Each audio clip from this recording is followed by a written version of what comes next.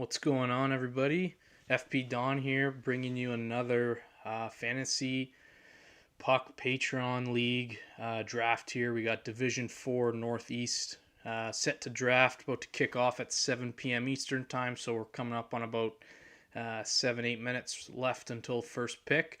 Thanks to you all who have followed along over the past few drafts. We're coming up on the halfway point in our series here of live streaming all the drafts. So I think this is the 6th draft, and we have about 8 more to go. So about halfway there. We pretty much run all the way up until the season starts on the 7th. So I think October 6th is our last draft, and that's actually might be the creators draft. So FPPL drafts, they go just as fast as they come.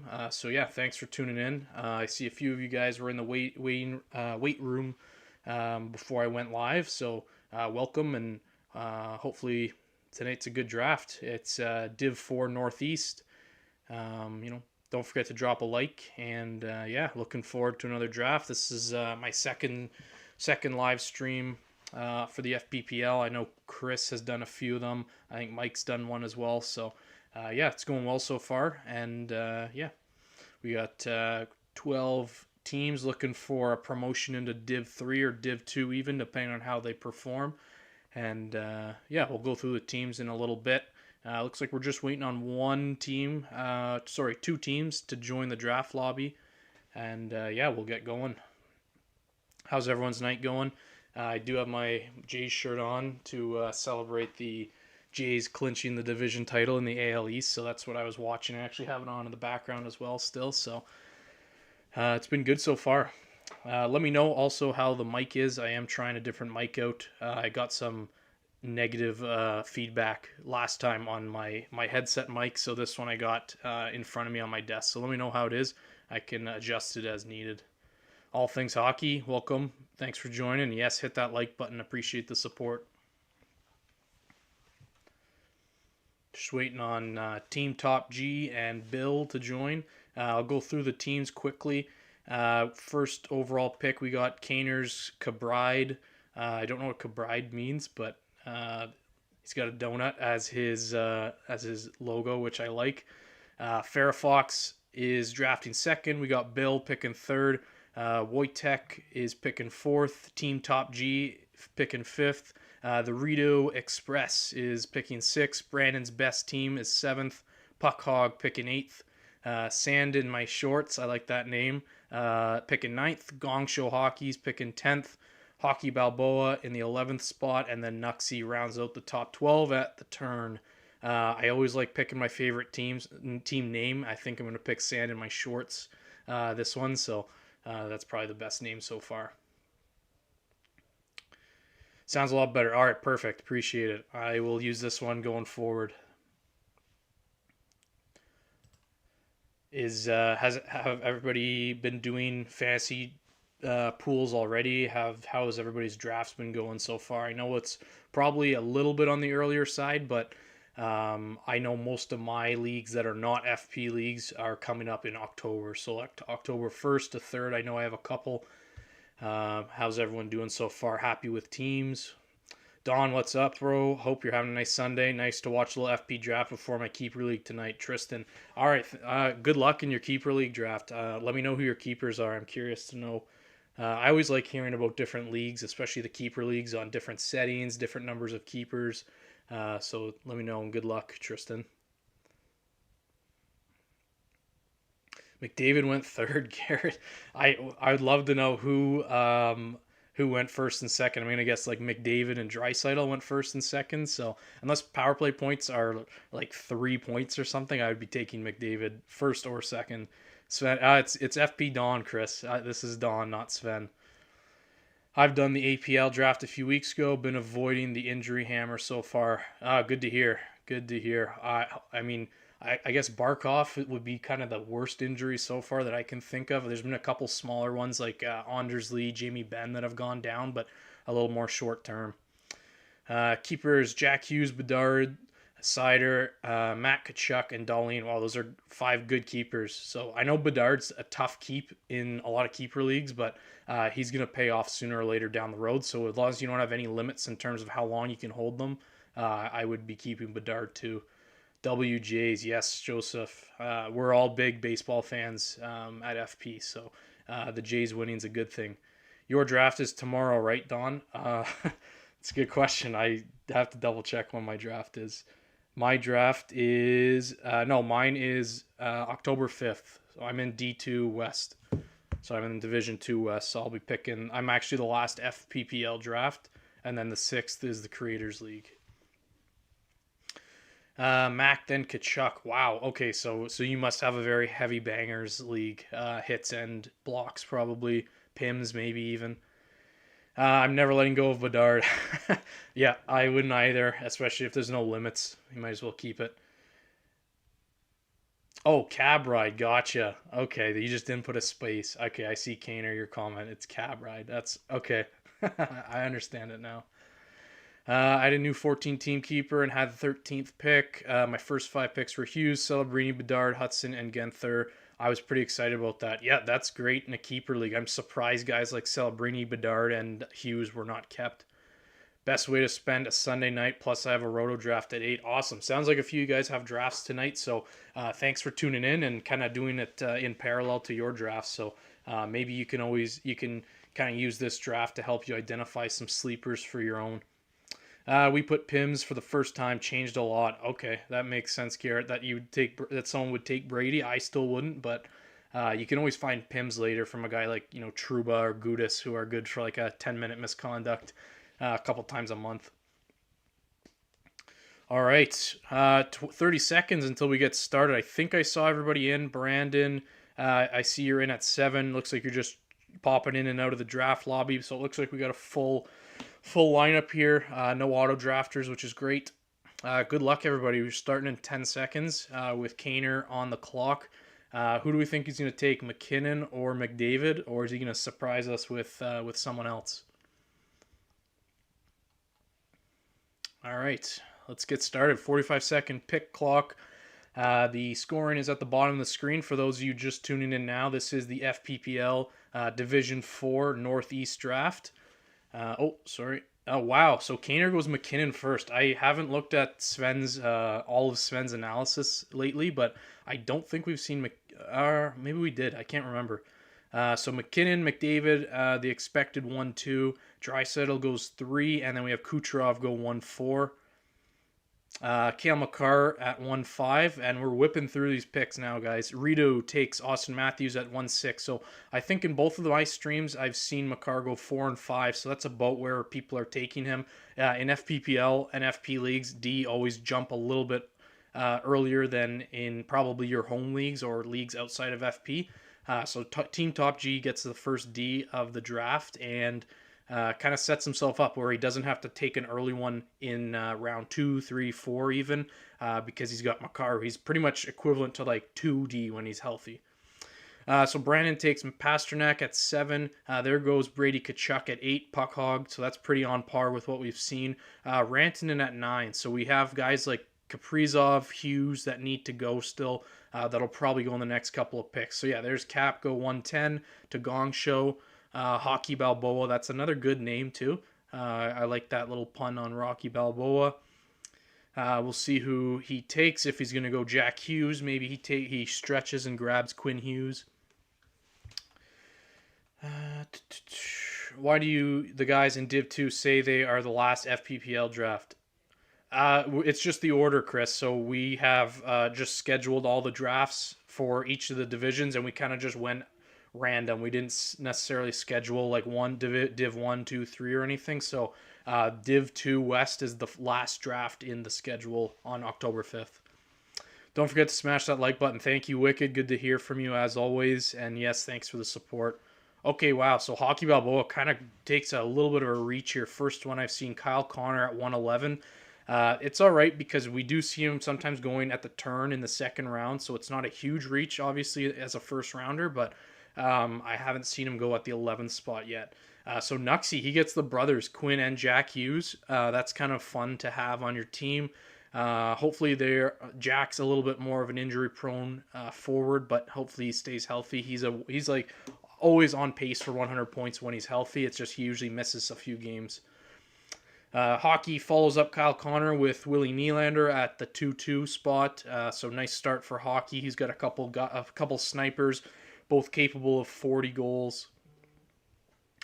On a McDavid contract year is wild. Yes, I know. I've noticed people saying that. I think we're going to see a couple more McDavid contract years. I have a feeling he's not going to sign long term. Wherever he does sign, I think it's going to be kind of like, those maybe 2, 3, 4 year deals where huge AAV, but he has the ability to cash in down the road too when the cap keeps going up. All right, Gong Show takes the third D, so he's got himself a nice little start here with Kaprizov and Werenski. Werenski's kind of been like the unanimous second or third defenseman off the board. So he's got a really good shot volume. Only issue is the injury history he's had. Columbus also isn't that strong of a team, but he is practically like a forward out there for you. So you get an extra forward in the D slot. So Sand in my shorts take Braden Point at 2-4. That's a little bit early from what I've seen for Point, but again, a guy who scored 40 goals, he's done it in the playoffs as well. So second round for Point is fine. He is I believe he's a pure C this year, so you got to keep that in mind down the line in this draft for Sandin. Puck Hogs takes Rasmus Dahlin, so he's got probably the most banger-heavy team so far with Brady Tkachuk and Rasmus. So he could kind of punt those categories now and focus on some of the finesse guys. Jack Eichel goes to Brandon. He follows up Pasternak with Eichel, so that's a pretty solid pick, especially with Marner now on his likely wing. Philip Forsberg, I like that pick in the second round, especially if you can get him near the end of the second. Team Top G, he goes defenseman center, and I think right winger as well for Reinhart.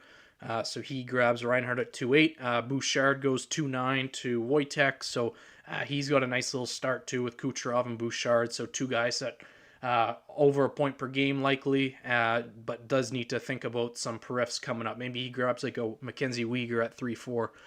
Bill goes Mitch Marner at 2-10. And then we got Firefox taking Artemi Panarin at 2-11. Hey bros, wondering if we can get your expertise. 10-man head-to-head with good bangs. Drop 2E. Kane projected power play goal fantasy points per game 8. Holloway fantasy points per game 8.3. Dorofeyev, Meyer, Nurse. Okay, I think you're asking to drop two guys. I would drop Nurse and probably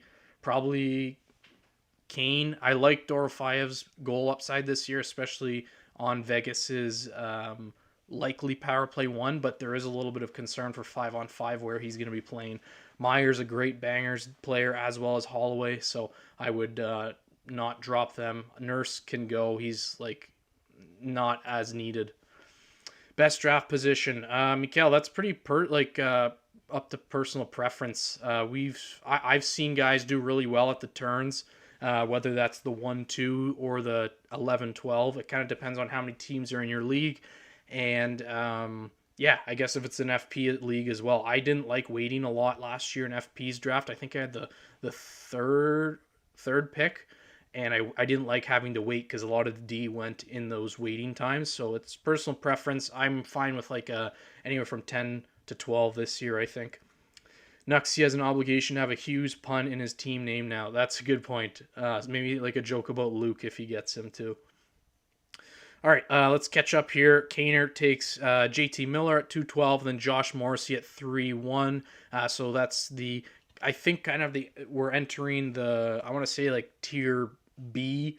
I've kind of put Makar in A1 and then the rest of these guys in tier A for defensemen. And I think Morrissey's kind of the top of tier B. So we're seeing those D reaches now with Morrissey at 3-1, but you got to get a D early or you're not going to get any. So Fairfox takes the first goalie with Connor Hellebuck, so I don't think we've seen any surprises with first goalies. It's kind of always been Hellebuck.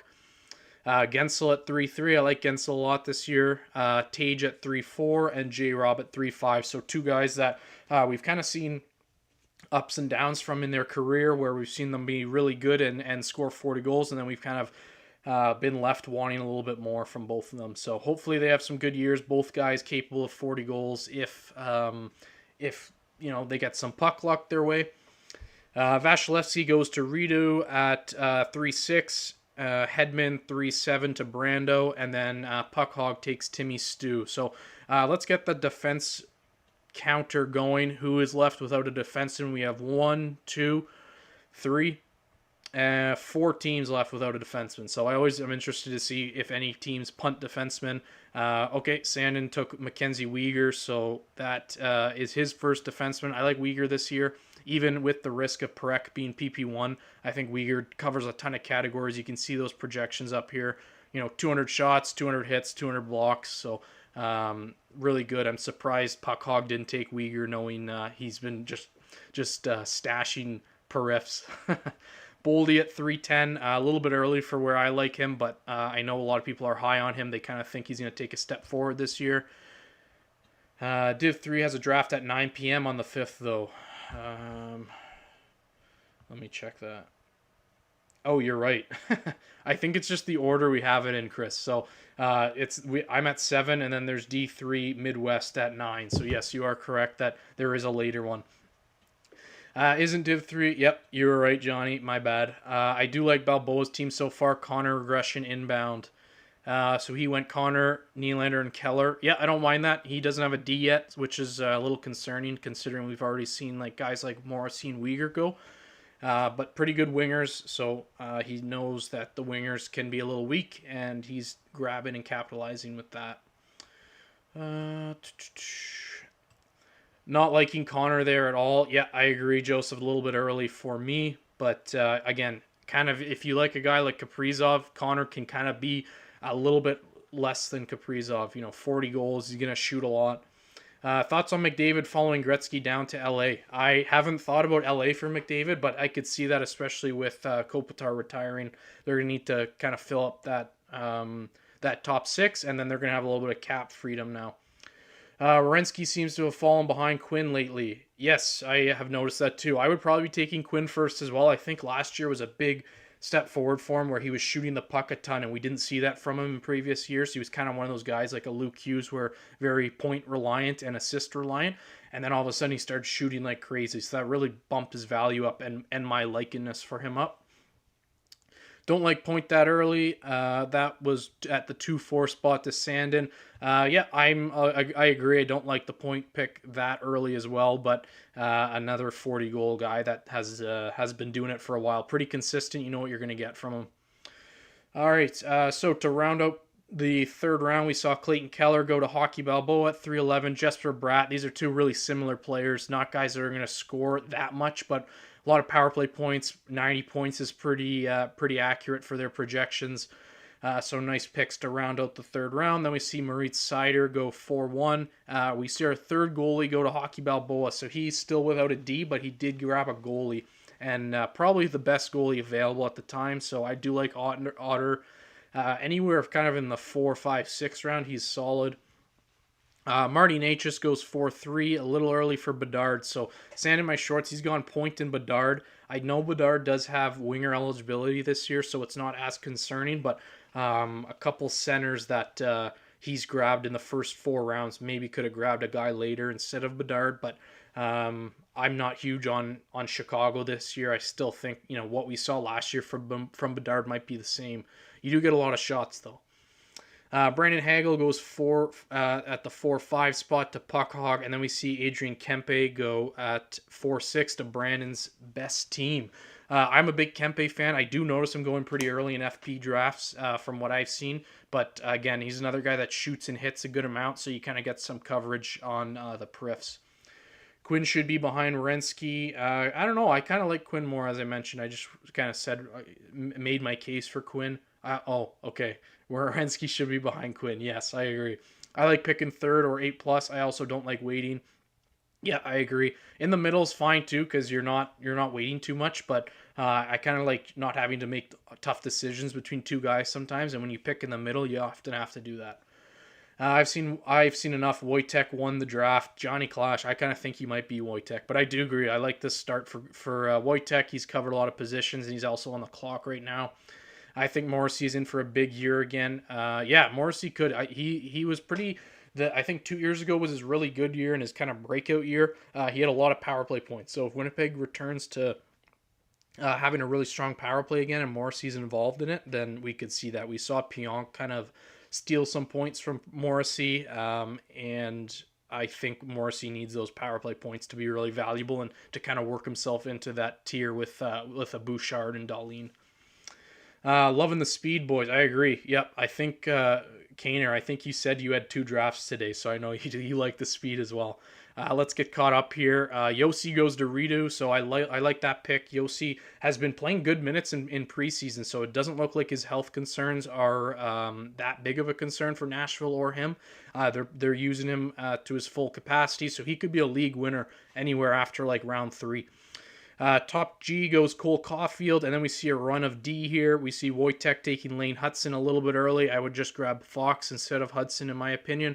They're pretty much the same kind of players, but Fox has a little bit more of a better track record. Jake Sanderson goes 411 to Fairfox. Then we see Kaner go EP 40 at the turn. Let's see who he follows it up with. He's only got 1 D, so he might be looking for another one, and he does take Shea Theodore at 5-1.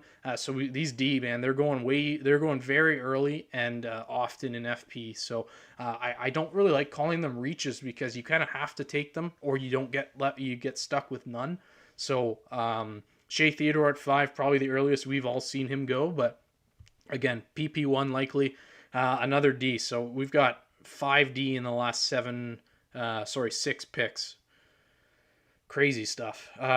Thomas Harley goes 5-2, and then DeBrincat goes 5-3 to Bill.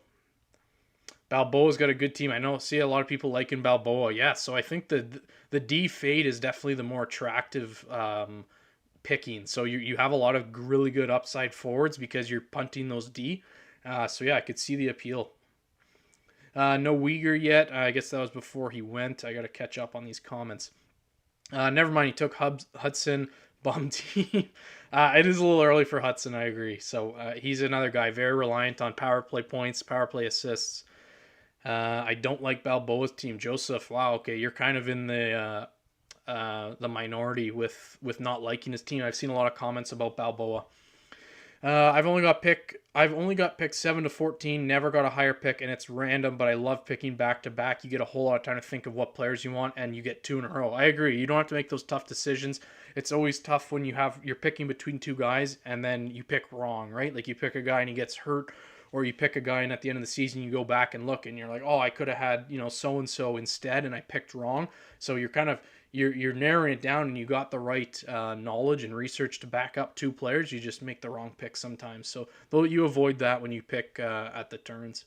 Hudson is definitely a better pick than Fox by a mile. I don't really see why it's by a mile. Like they're kind of comparable in terms of their point output last year. I would argue Fox is probably on a better team. Lane, I guess, has a little bit of a higher ceiling. We haven't seen enough, but I think they're very comparable. They're both kind of guys that I would consider locks for 60 points, and anything more than that's a bonus. But neither particularly hit or block. Who do you prefer between Marco Rossi and Jeek this year? I would take Jeek. He's safer. He does a lot more peripheral-wise. JT Miller and EP are teammates again.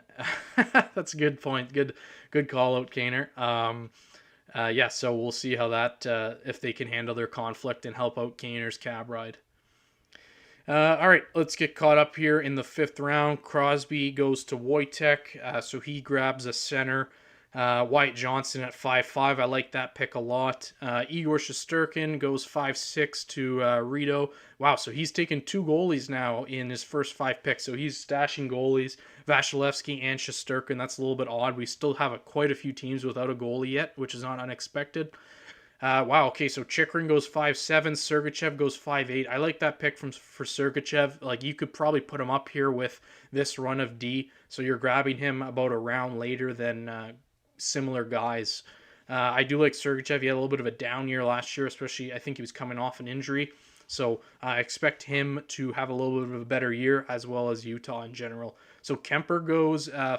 Sandin, you might be watching FP's videos from last year where we were all over Kemper and his value. That's a little bit early for him this time around, but you could argue he is one of the better start share goalies in LA. So Genther goes 5'10", Ovi goes 5'11", and Celebrini goes 5'12". I know I've seen a couple people in the Discord, even as recently as today, questioning Ovi and how long he can kind of produce at an elite level for.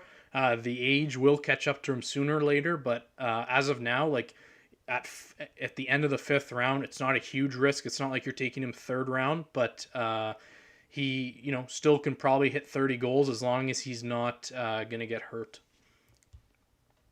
Would you pick Cooch or Dry at third this year? I would take Draisaitl. I think his. I know he doesn't shoot a ton, but I do like his power play upside. He's always among the leaders in power play points, power play goals. Ovi not going yet is criminal. He's a freak in these settings. Jackson says that. Yeah, so he just went 5'11". I agree. It's pretty good value for him, but again, a lot of people are scared off by his age. Jeek's a league winner if he stays healthy. Yeah, we've been on Jeek and guys like Eriksson Ek and Trocheck for a while at FP. I don't know if I'd put them in league winning category because Minnesota has Rossi, and I know they play other guys like Hartman in stupid roles where Jeek should be. But they do use Jeek in like a two-way role a lot. I'm really liking Wyatt Johnson this year. Nolan says, I agree. I like Wyatt. I took him last year in my FP draft. Took him a little bit probably too early compared to what he gave me, but yeah, he was pretty bad to start the year, and I was regretting it. I think I traded him in a deal for Matt Tkachuk, so I didn't really even get to reap the rewards of his second half, which was really good. Good value on Celebrini at 512. Yeah, so Nuxie goes Celebrini and Jarvis, and then we see a couple D go Dobson to Hockey Balboa. That's his first D, so he takes Noah Dobson, who I'm not liking as power play one this year. I think it's probably going to be Hudson, so a little bit questionable for Hockey Balboa. We got to see what he does, if he's going to grab some sleeper defenseman that he might be speculative PP1, maybe like a Zeev Bouillon or Perek. Gong Show takes Seth Jones at 6. That's a great pick. I probably would have grabbed Seth instead of Noah Dobson if I was Balboa, but totally fine. Maybe a Habs or an Islanders fan. Sandin takes Lucas Raymond. Then we see Scheifele go 6-5 to Puckhog. Now we're back to Blackwood. I think Blackwood's going to be ready for the season. It might be a little day-to-day to start the year, but still going to be a good win goalie. So I should have 30-plus wins without any issue. Nick Suzuki goes 6-7 to Rito.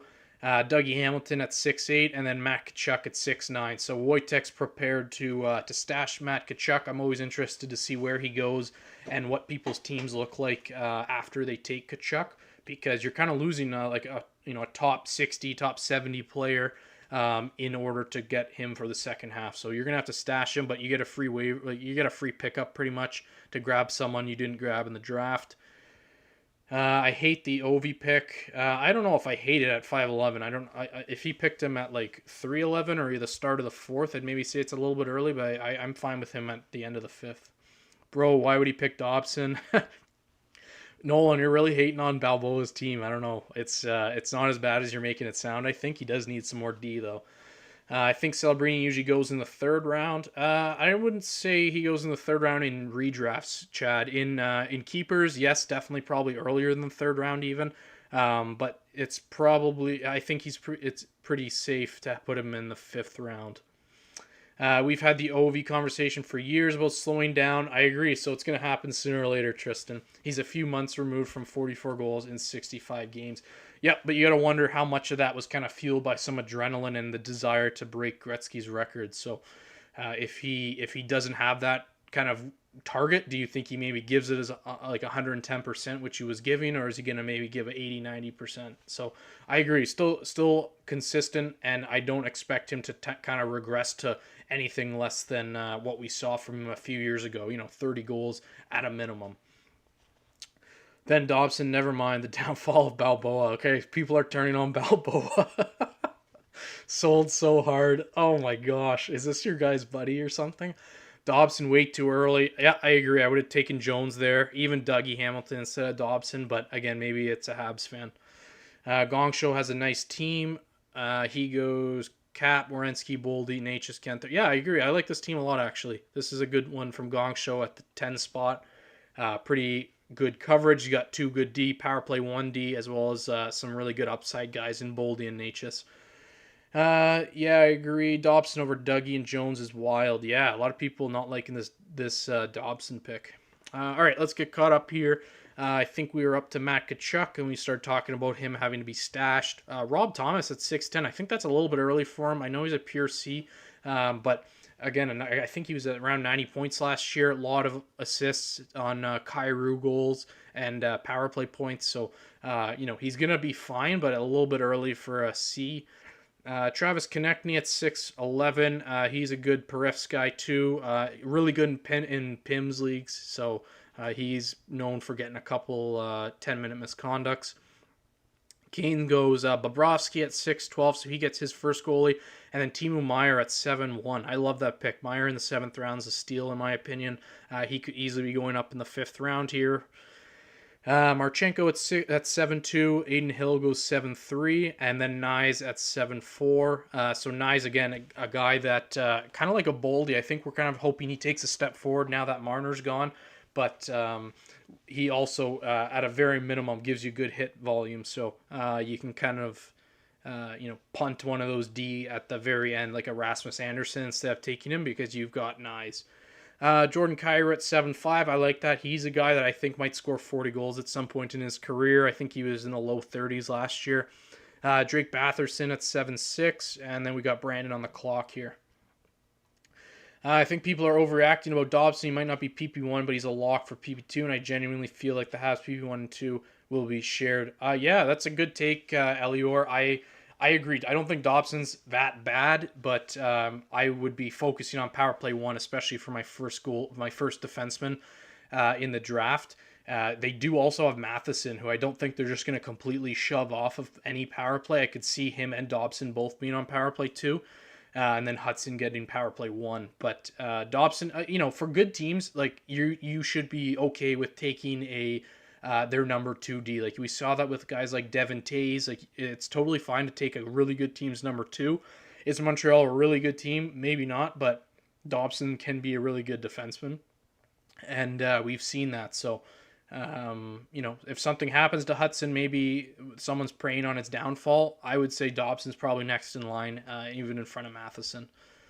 Bob then Meyer. I don't know about that one.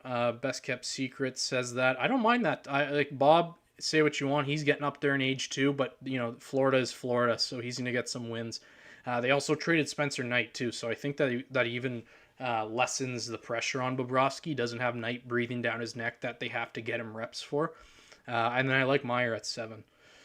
I'm never picking Meyer again. I know people have had bad experiences with Meyer. I know he kind of was not in a good spot on the power play in previous seasons, doesn't get a whole ton of ice time, kind of similar to like a Nick Ehlers on Winnipeg, but hopefully that changes. I think they're going to have to change sooner or later. They are paying him a decent chunk of money, I think like 7 or 8 million. Blackwood fell pretty far. That might be a good price. Yep, 6th round for Blackwood, right around Bobrovsky and Aiden Hill. I would take Blackwood there. He may still have the day-to-day or injury tag, so that might have scared a few people off. Need one more guy. Skate, not sure what you're asking for. That's odd, but any league is better than plus-minus leagues. Okay. I'm in a roto with plus-minus. I'm not a huge plus-minus fan. I think it's kind of just takes away from good players on bad teams because they're going to be a minus, and then it hurts their value. But I think I am in one league with plus-minus. And that league also has penalty minutes. All right, Kevin Fiala at 7'7". He's an FP fave, and he's been for a while. You kind of wonder if he's plateaued, though. Is this kind of what we're going to get from him from the rest of his career? There's a decent amount of mouths to feed in LA. Thomas Hertl at 7'8". That's a little early, in my opinion, especially going back-to-back with another center. I think I've seen Hertl go a little bit lower. He's also, going to probably be PP1, but not necessarily like a number 1C on a team. Nichushkin, 7'9". If you can put up with, some risk with off-ice stuff as well as potential injuries, that's fine. Aho at 7'10". See, I would have taken Aho instead of Hertl. Probably would have even taken Aho instead of Rob Thomas. So Aho's probably going to score more goals than both of them, and he's on a better team. And then we see Larkin go 7-11, and then Holloway goes 7-12. A little early for Holloway, but I get it. He covers a lot of periffs for you. Hopefully can take another step forward. I haven't liked what I've seen with the power play units for St. Louis. I know, first off, Cam Fowler's on PP1, so that's one thing to note. They just gave him a nice contract, $6+ million a year. So you don't commit that kind of money to a guy that you don't plan to use well. So he's going to play big minutes. I could see him starting on PP1. And then Holloway, I have not seen on power play 1, so that's also a little concerning. I'm not sure if he was hurt or nursing something, but Holloway at 7-12, you're risking him kind of being a third line banger guy. All right, couple D to start the 8th round here. We see McAvoy and Heiskanen go. Heiskanen's been taking some reps from Harley on power play 1 this preseason, so they've been splitting a little bit. I still expect Harley, being the better offensive defenseman, to get power play 1, but we have seen Heiskanen taking some reps. Interesting to note, maybe they're getting closer to a split situation than we think. Michkov goes 8-3, Ekblad at 8-4. I like that Michkov pick from Gongshow. I think someone called out Gongshow early. I'm going to pick my 3 favorite teams at the end of the draft, but I think Gongshow's got an early lead to be one of them. Puckhog takes Alex Tuck. So someone mentioned him in last draft that I streamed. He's a sleeper banger guy. You don't really think of him as like a big periffs guy. He led forwards in blocks last year, so he kind of offers that block upside that you don't normally get from forwards. Like guys like Matthews also blocks a lot. Tuck, EP40, another good blocker. Speaking of Matthews in Toronto, JT goes 8-6. Brandon Montour at 8-7. I like that pick there. He's got 20 goal upside from a defenseman, shoots the puck a lot. His only concern is Vince Dunn. So if I'm taking Montour, I'm probably going to try and grab Dunn a little bit later. But I do like Montour more than Dunn, kind of like a Dallas situation. Back-to-back goalies here. Team Top G takes his first goalie, and then Wojtek follows it up with his first as well. So we go Gustafsson and Wolf. Nick Ehlers goes 8-10, so he's looking for a kind of a fresh start in Carolina, hopefully getting some power play time, a little bit more ice time than he was getting in Winnipeg. And then Jackson Lacombe goes 8-11, and then followed up with kind of one of the FP favorites, Vincent Trocheck. Matty Barzell goes 9-1. I know one of our mods in our Discord, Barzy, will be happy with that pick. Cooley and Fantilli will break out huge this year, Renee. All right, yeah. I think you've been watching a lot of FP Chris videos because he loves Fantilli this year. That's one of his guys. So, and I know he's taken him in a couple leagues already. So, yeah, I could definitely see Fantilli taking a step forward. He also needs a little bit more trust from Columbus. He needs a little bit more ice time. Send link, I'll join. I think you guys are talking about a league. Pure C's tend to fall. Yes, that is true, especially in FP. Want me to send email? Okay, perfect. You guys are talking about a league. I love it. I like Holloway, but you have to go with Michkov's upside. Yes, I agree there. I would have gone Michkov as well. That's a good spot for him. I'm not taking any C only till I agree. No, I try and avoid taking pure centers, but there's the odd one that falls really early. Or falls late. So an Eichel, if I saw him fall, I would probably scoop him up, just like I do with goalies. If I don't go out looking to take a goalie in the first 5 rounds, but if a guy like Ottinger falls, who we've seen fall, I'm going to scoop him up in the 5th round for sure. That's like one of the best young goalies in the league. I reached and took point round 3 today. That's not a reach. We saw point go at 2-4, best kept secret. So that round 3 is kind of where we've seen point go. Get it? Okay. Way too many star players to be taking Helly and Vash in the 3rd round. I doubt Helly is even the best goalie this season. I think Winnipeg takes a drop in points. Yeah, I could see that too. They did lose a few guys like Ehlers. I think they also lost some depth guys, but maybe like Mason Appleton. I think Helly's still gonna be one of the top 3 goalies, right? Like he doesn't get it done in playoffs, but he gets it done in regular season. He's gonna win a ton of games. So I don't like goalies in the 3rd round, but at least you're not taking like a reach on someone, a reach on a goalie, I should say. It's the best goalie take going first. Bedard is going way too soon as well, Aaron. Yeah, I agree. I'm not huge on Bedard this year, except in a keeper. I would just pass on him and take the next best forward that's on a better team. So you're really punished because of his team, because of the power play he plays with. It's guys like Nick Foligno. I know Ryan Donato had a good season last year, but guys like that on power play one with one of the best young franchise altering players, it's gotta be better. Okay, so ninth round, we see Jacob Markstrom go ninth in the ninth round, or sorry, second in the ninth round. I love Markstrom. I think he's going too late. That's Fairfax's second goalie as well, so he's gone Hellebuck and Markstrom. Probably the best goalie. I shouldn't say that. Vasilevsky and Shesterkin's the best goalie tandem. This is the second best. Tom Wilson at 9-3, Nico Hischier going 9-4. Kiefer Sherwood, we've seen him go early in a couple FP drafts. He goes 9-5 here. That's too early for him. I know another guy that's going to he's going to hit a ton and you kind of have your hits covered, but they're only worth half a point. So, even if he has, let's say, 5 hit games, that's only 2.5 points for you. So you're passing on a guy like Hischier that could score 30 or 40 goals. And there's a lot. And he times that by 6 for a goal. Slavkovsky goes 9-6. That's a speculative pick, hoping for a bounce back year from him and is Rito. Erik Karlsson goes 9-7. That's another guy that we like this year, especially in non-plus-minus leagues.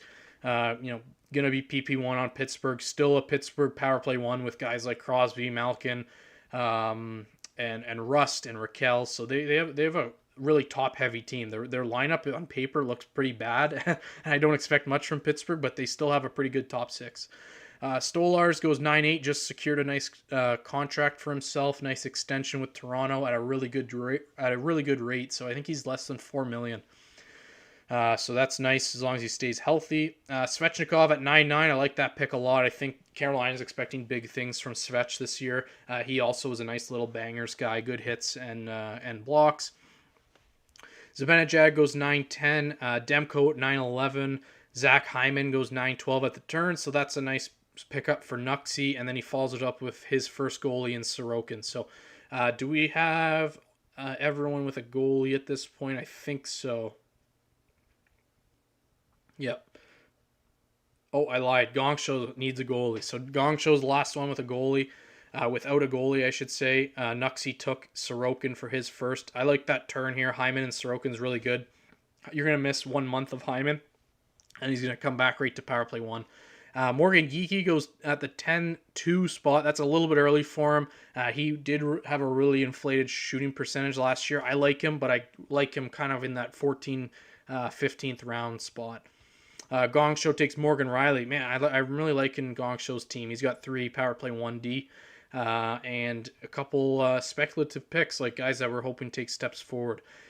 We see 2 more goalies go. So Sand in my shorts takes Logan Thompson. He's got Kemper and Thompson. Puckhog also has his 2 goalies with a couple Ontario goalies with Toronto and Ottawa's starters. Carter Verhaeghe goes 10-6. We're hoping Verhaeghe has a little bit of a bounce back this year. A guy that can score 40 goals. I know Barkov is not expected to be there anymore, so we're going to miss that kind of playmaking skill from Barkov. But Verhaeghe, they're going to kind of rely on him and some other guys to step up in Barkov's absence. And then Peterka goes at 10-7. Not really sure what to think of Peterka. I haven't taken him in any leagues or in any mocks. I think he's going to probably do well in Utah. I think he shouldn't be worse than he was in Buffalo. I just know Utah kind of has a lot of similar players, top 6 guys, but not really any like real elite number 1 like franchise player. Keller's the closest thing, but they also have a lot of guys like Cooley. I put Peterka in that tier with Cooley as well. UC Saros, he's kind of fallen a little bit. I like him in the 10-8 spot for team top G. That's his second goalie too. I'd be taking Saros ahead of a guy like Elmark or probably Thompson. It's a little bit more of a volume play, but you're not going to get the same amount of wins you would as the Caps goalie in Thompson, but you're going to see a lot more shots and make a lot more saves. So Wojtek goes Karlsson. Bill takes Luke Hughes, so he steals Hughes from Nuxie, who would have liked to probably grab the Hughes trio. But all good. We got Fairfax on the clock. I came 4th because of Yossi last year. I don't think he came 4th only because of one player, but 4th is still not bad. I would be fine taking Yossi again this year. Don, do you remember how the D1 draft order will be determined? Yes, it's a horse race. I'll do it after this draft, and I will post it in the D1 Discord channel. Kiefer Sherwood over Slav is diabolical. Yeah, Sherwood's going really early in a lot of FP leagues for some reason. They just like the attractive hits. So if you've kind of drafted a team in your first 7-8 rounds that you don't think is very good perif wise, I can see why people are attracted to Sherwood. But I would rather have Sherwood than like a guy, like a Trouba or someone that I have to pick up because one of my defensemen got hurt. Slav has great upside with the line he plays on. Yep, he's got a good upside, but I need to see a little bit more from him. So I'm not completely sold on him. He showed really good promise last year, and I know some first round picks take a little bit longer than others to develop. So I hope he bounces back this year. Best kept. Okay. What's the PP1 in Anaheim? Renee asks. I don't know it off the top of my head. I can have a look after. It's probably going to be something like a Leo Carlson, a Kreider, Lacombe, and I would assume McTavish is there when he signs, and then maybe Troy Terry. That's kind of what the 5 I think would be. Barzal over Nico is insane. Yep, that's a good call out. I do like Nico more, but it's fine. They only went 3 picks apart. Svech seems good to be going 8+. Yes, I agree. Soaring Ostrich, I like Svech this year, and anywhere after 8 is solid. I don't have... I went for Geeky at 170. Yep, Geeky went really early in this league at 10-2, so I like him a little bit later. Kadri or Hintz, I would take... I'll go Hintz because of his team. Or Geek, I still like Hintz. They're all kind of similar. Kadri has pretty good periffs. I'd take Hintz or Geek. Yeah, I like Hintz more. Well, if Yossi wasn't injured, I would have had enough points to get to at least third. Yeah. Hindsight's 2020, Nolan. So, you don't take Yossi and you take someone else. Maybe they do even worse than Yossi did. I wouldn't draft Sherwood, but he could win you the hits category. Yeah, in Cats leagues, I don't mind Sherwood at all, but I don't need to take him in points leagues. All right, let's get caught up here. So we are at the Saros pick. We saw Carlson and Hughes go. There goes Hintz. We were just talking about him in the chat at 10-11 to Fairfox. We see Nikishin go at the turn here to Kaner, so he's hoping he can steal power play 1 from Shane Gostisbehere, who still hasn't gone yet. So I think Gostisbehere is going to probably go in this next run here. I think he's a pretty good D to take as your like D3 or D4. And he's going to be power play 1. He's a guy that scored 20 goals. So if you're taking a guy like Montour or Harley, you should also like the kind of player that Gostisbehere is. Also on a very good team, and no Brent Burns anymore. Ricard Raquel. So Kaner's taking a lot of guys that FP likes, which I do like. So you can tell he's watching a lot of FP videos. Raquel is a good kind of sleeper pick, covers a lot of categories. Vince Dunn at 11-2. So I did mention that if I was taking Montour, I'd want to take Dunn as well. So 2 different guys do get those 2. But Dunn in the 11th is fine. Seattle tends to split their power play units a lot. Demidov at 11-3. Probably the Calder favorite this year. Joel Eriksson Ek at 11-4. We were just talking about him as well. And then Drew Doughty at 11-5. Thanks for tuning in, everybody. I see we're up over 100 concurrent viewers. This is FPPL Northeast Division 4 draft. It's FP Dawn on the mic tonight. Thanks for tuning in. If you got any questions about your own league, about FPPL, about anything FantasyPuck, feel free to send a question in the chat. Don't forget to drop a like if you haven't. We always appreciate it. These live streams have been great. We've really enjoyed all the interaction and the activeness from folks. So we appreciate you guys tuning in. We know there's a lot, so you kind of get your fix of fantasy hockey, and hopefully this helps you for your own drafts as well. So if you got any questions, let us know. Sam Bennett, so FP Mike's favorite, goes at 11-6 to Rito. That's kind of, I think we've only had a couple drafts since Barkov's gotten hurt, so I expect to see Bennett get drafted a little bit early, and then we might start seeing Lundell actually get taken where we haven't seen him go before. So Bennett and Lundell get the best boost because of Barkov's injury.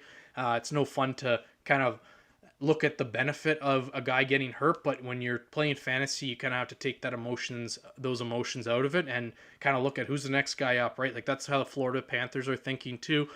They can't kind of dwell and sulk on an injury to one of their best players. They're kind of just saying who's the next guy up, who's going to get an opportunity now to play in that role. And I think that's going to be Bennett. So be on the lookout for him in your drafts, and if he's available on your waiver wire, pick him up. Byfield goes to Brandon at 11-7. Then we see Gabe Vilardi go at 11-8. And Gostisbehere, as I was mentioning, goes 11-9. So that's perfect for him. Way better than a guy like D'Angelo, who we see go to Balboa. Fantilli goes to Gongsho. This might be FP Chris picking. We see him go a Leaf and Fantilli back-to-back. So two guys that Chris likes. Steven Stamkos at 11-12. That's a really good pick for Nuxie. Nuxie's having a good draft, I think, too. So Stamkos at 11. This is a guy that was being drafted consistently, like, top 6, top 7 in pretty much his whole career in fantasy. And then all of a sudden here he's into ADP 100 plus. So, Nashville, very underwhelming last year, but I do like them to be a little bit better, especially some of their vets like Yossi, Marchessault, Stamkos, etc. Brian Rust goes at the 12 spot. Lucas Dostal goes 12-12 to Balboa.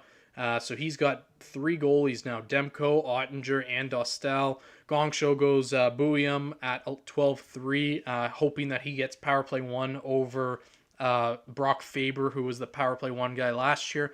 Sand in my shorts takes Fowler. So I think, Sandon, you're probably listening to the stream, hearing me call out a couple PP1 sleeper D. I like you grabbing Fowler there at 12-4. Will Cully goes 12-5 to Puckhog, so he's grabbing another nice perif guy at 12-5. Rinzel goes 12-6. We like Rinzel. He kind of had to grow on me last year. Some of the FP, I think it was FP Mike and Sven called him out a couple weeks ago, and I was a little hesitant on him because I was like, I haven't seen enough from him. But, you look at the cup of coffee that he had last year. He got 5 points in 9 games. Chicago really trusted him right off the bat. They were playing him 23 minutes a night, and he performed. So I don't see why he doesn't get power play 1 to start the year. They do have a couple guys in that like top 6 defenseman tier that they do need to kind of figure out where they want to play him and how they want to play him. But Rinzel, I think, has got the inside track for PP1. Darnell Nurse at 12-7. He's a solid bangers guy. You don't need to take him if you have a guy like a Sider or a Dahlin earlier, but he definitely helps you out. Rito's got Montour and Yossi, so needs a little bit more of the perifs. Dorofeyev at 12-8. I like that. Cole Perfetti goes 12-9 to Wojtek. We're hoping Perfetti takes a leap forward this year. Hopefully get some power play 1 time, especially in place of Ehlers. All right. Please don't tell him to snipe Gostisbehere. I know, I got to be careful about what I'm saying. But when we get this late, it's kind of like you got to grab the guys you want. So I don't feel bad about having someone snipe someone in like the 12th or 13th round as opposed to like round 3 or 4. Rinkrat and Jeek, great 11th round picks. Wow. So let's see. Rinkrat and Jeek. Oh, I think you meant Ricard Raquel. So that's 11th round pick. I like both of those guys. Raquel probably even more. He's got triple eligibility. Seeing Demidov go 11-3 here bothers me so much. Elior, I can tell you're a Habs fan, so you've made a couple comments on a few Habs and why they're being undervalued. If you think he's going to win the Calder, I could see you taking him a little bit earlier, but I don't mind him in the 11th round. He's a rookie, right? So you got to be a little bit more cautious and conservative with taking rookies. Followed. Thank you, Skater Forever. Appreciate it. Right after, I'd probably rather have Tavares than Bedard. They both get around 70-75 points, but Tavares has better perfs. Yeah, that's a good comparison, Aaron. I like Tavares a little bit more than Bedard as well. The only thing Bedard has going for him is age and I guess ceiling. Don always has the best commentary with his draft guy. Never stops talking. Get yourself a drink of water. Thank you, Jackson. Appreciate it. I got so much to say about every player. The FP guys were they're a different breed of kind of tidbits and facts we know about players. Like we all have such a big passion for sports that I could talk all day about hockey. But appreciate it.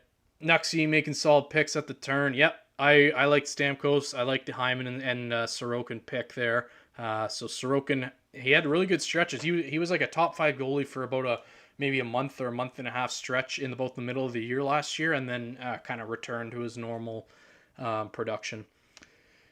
Huge Habs fan. I could tell, Elior. I could tell. You got to take the emotion out. Yeah, I know it's hard sometimes in fantasy, but like I'm a Leafs fan, and I try and not pick, or I don't try and not pick Leafs, but I'm not. I try and not show favoritism and bias because I'm a Leafs fan. You don't need to talk about every player though. I don't talk about every. I call a lot of them out, and then if I have something to say, I talk about them. But appreciate it. I'll take a drink of water now.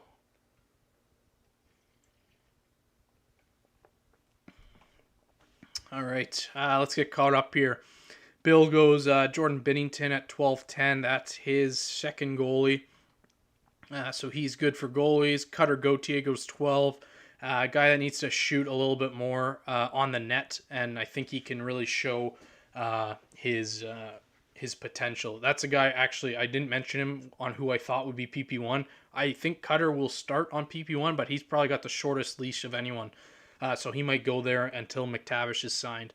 Kochkov at 12-12 to end the 12th round. So that's Kaner's second goalie. He has Bob and Kochkov. It'll be interesting to see if he takes the Carolina tandem. Frank Vetrano goes 13-1. That's a guy who doesn't get enough respect and credit in fantasy. He's been, a pretty consistent guy like a Trocheck and a Jeek for a while now, especially since he's been in Anaheim. And he's really... He kind of steps up when Anaheim was struggling with injuries last year. So I'm a big Vetrano fan, more so of his on-ice play rather than his fantasy play, but he does cover a decent amount of periffs for you. I just can see him getting worked out of the kind of the top 6 because of all this young talent Anaheim has. Pareko at 13-2, and then Zane Parekh goes 13-3. I think we saw him going a little bit earlier in previous drafts, closer to Bouillon. So he goes almost a full round later than Bouillon. Parekh, we've seen him have some really good highlights. At least I have on Twitter, on Power Play 1, on the Power Play.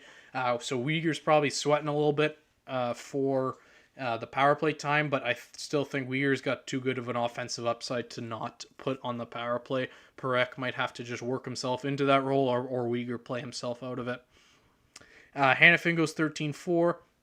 Another example of a defenseman that, he's on a really good team. I have no problem taking the D2s on really good teams in the last few rounds. So we're in round 13 here. Hanifin, if a guy like Theodore, who is not unfamiliar to an injury, gets hurt, Hanifin's the next guy up. They don't have Petro this year, so totally fine with Hanifin. Logan Cooley is a nice little pickup there for Team Top G at 13-5.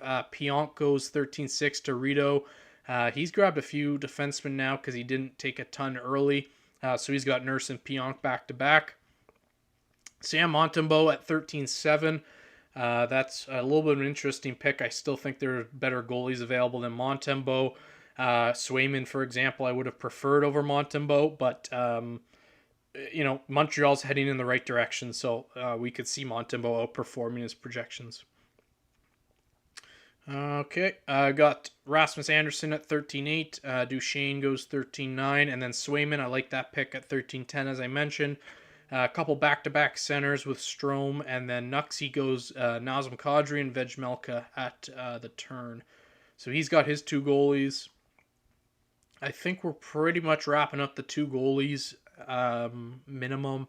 Most guys have taken their 2 by now. I'm sure there's a couple with maybe 1. Starting the 14th round, we got Gus Forsling, another example of that D2 that I'm totally fine with taking. I actually owned him for a little bit in FPPL last year. He was, nothing outstanding, but he had some good coverage around a couple different categories. A lot of games, with 1-1-1-1. So he'd, get a point, get a power play point, maybe get a couple shots, get a hit, get a block. So I like Forsling, and just a crazy story being a waiver claim from Chicago a few years ago. A guy that, when you get claimed off waivers, you're probably thinking like, how's my hockey career going to turn out? Am I going to be playing hockey in a couple of years, or am I going to be dwelling in the minors somewhere? And to work himself into a nice like $7-8 million per year deal is a great story. Kent Johnson, 14-3. I know a lot of people think he's a sleeper this year. Interested to see how some of the guys in Columbus perform.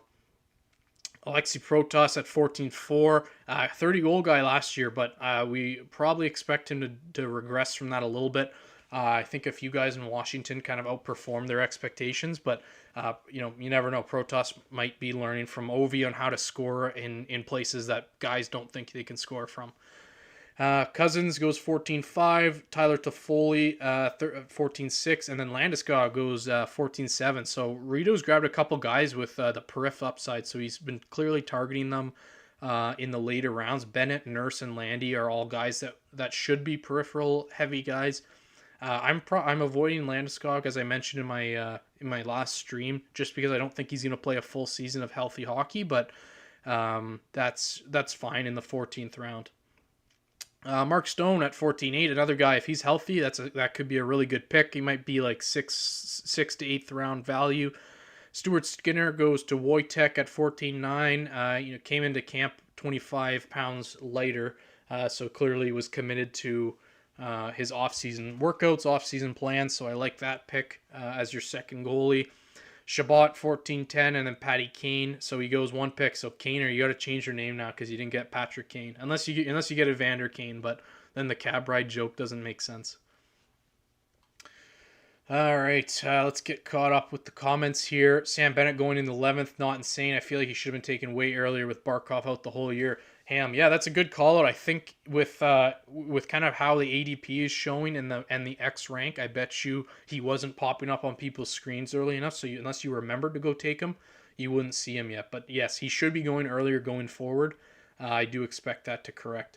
This is the first year I don't draft a Habs player because in my draft they were all taken so damn early. But I want to reach when they're. Wow, Elliot, this is one of the years I like probably too many Habs. There's a lot of Habs that are really solid, and you don't need to take them in like the first 3 rounds. But I'm totally fine drafting a guy like Caulfield, Suzuki, Hudson, even Montembeault a little later than he went here. But there's a lot to like in Montreal, and I think that we're even going to see a couple guys break out this year. I know you guys have like some young guys that are trying to work themselves into the top 9, like an Owen Beck. Jay's clinch. Oh, Stuart, I'm pumped. As I mentioned, I had it on here in the background. I think they're showing soccer highlights now, but yeah, I'm pumped. All the FP guys are Jays fans, so we watch a lot of baseball, play a lot of fantasy baseball too. Logan Cooley at 13-5 is a steal. Yep, I think I called that one out. I like that one as well. He is hopefully going to join Utah in kind of taking that step forward this year from being a non-playoff team to at least getting a playoff spot. I'm scared EP might choke the bet again. I dropped in for... I would definitely not have dropped EP yet. You had no reason to do that, John. So he's the guy in Vancouver this year. He's got no excuses. So if he started off the year poorly and kind of was playing like he was last year, then sure, go ahead and drop him. But I would have kept him even over Nichushkin. Anyone else down to join a Yahoo Fantasy League? Yeah, there might be a few guys. Skater Forever. I suggest going to our Discord. We have a channel that you can find guys to join leagues in. Dorf, a great pick at 12-8. Rumors Vegas, like the Kings, are going to try out the 5-4 at PP1. Interesting. I think I heard about that, and they didn't have Theodore on Power Play 1 in a practice, but I don't think we've seen that in a game yet. So I'm interested to see. I hope he gets Power Play 1. He might be one of those guys that's like line 3 Power Play line 1, which they're hit and miss sometimes because they're not playing a ton at 5-on-5. Forsling is shots but nothing else. I think he had a decent amount of periffs and hits. As I said, he wasn't going to wow you with a particular category, but he was pretty consistent all around. Dom, being a Leafs fan, where do you see them in the East after replacing a guy like Marner with Michelli? I definitely see them worse than they were last year. I think I'm just hoping for playoffs, and I think that should be the goal. I don't think the expectation is that they should be winning the division. If they do, great, but there's better teams this year. And if you asked me last year, I would have said that the division win and a good playoff seed should be the goal. This year, make the playoffs, and I think everyone's satisfied. Cousins is a great pick in round 14. Yeah, he had a really good end to his season last year. So after the trade, Norris, I think either wasn't playing well, got hurt, and then Cousins was actually had a really good end of the season for Ottawa. Stuart Skinny. It's a good team name if you wanted to make it that. You got to make sure you take Skinner, though. Devin Tays is zero value anymore. Skip. Yeah, so I'll get caught up here as we see the 14th and 15th round get going. We see Tays and Casper go. Casper's a guy that we've seen go late in a lot of FP drafts, so he's a guy that FP Chris likes a lot. Some more attention starting to come to him. He should be in for a good season this year. Had a really good second half as well. Tays, I agree. It's a little harder to like him with Burns coming in now. I think Burns has the offensive upside. Tays in previous years was, would get you 30, 40 points, kind of like a Forsling almost. But with Burns there, I'm not sure if they're just going to kind of use him for like the PK and 5-on-5. Will Smith, 15-2. I like that. I think 15-2 is a great spot for Will Smith, especially when we had Celebrini go in the 5th round. I know they're not obviously the same person, but they're going to be playing together a lot. They're buddies. They hang out together a lot. They're going to be on the same line, I'm sure. And we can kind of reap the rewards when one does well. The other's probably going to be doing well. Brad Marchand at 15-3. Joey Decord at 15-4. I like that for Wojtek. He's got 3 goalies now. He took Wolf early at 8-9, but he's got Skinner and Decourt, so you can kind of have a little bit of competition here for the second goalie. Nugent Hopkins, totally fine with him in the last 3 rounds. He's a guy that had a down year last year. Doesn't really do a lot in fantasy, but he plays with really good players, and put me on that power play 1 line, and even I'd have a couple of goals under my belt in the NHL. Lafreniere, 15-6, like that pick there.